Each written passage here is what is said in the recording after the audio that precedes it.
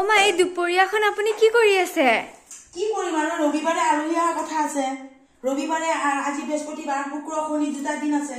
এই দুটা দিনত মই কোনফালে কি কৰিম আৰু সেইকাৰণে আজি আৰু এইবিলাক চাফা চুফা অকণমান কৰি দিওঁ। এই ঘৰ দুৱাৰবিলাক ইমান মকৰা জাল একেবাৰে কিনো কৰিম আৰু এই পিছত আৰু এই ভালকে ঘৰ দুৱাৰ বনালেও দিগদাৰ।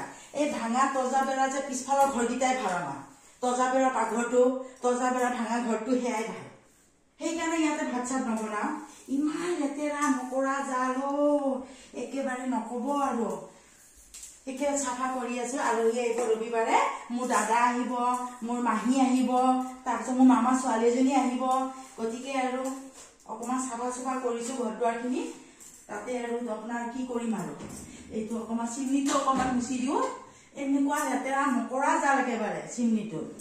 তাৰমানে পিছফালে যে তজা বেৰা ঘৰটো যে ভাত বনাও এইটো ঘৰত বেছি নাহুৱে, গোটেইখন লেতেৰা হৈ গৈছে একদম। কি কম আৰু একদম কিমান চাফা কৰিম ঘৰ দুৱাৰ একদম লেতেৰা হৈ যায়।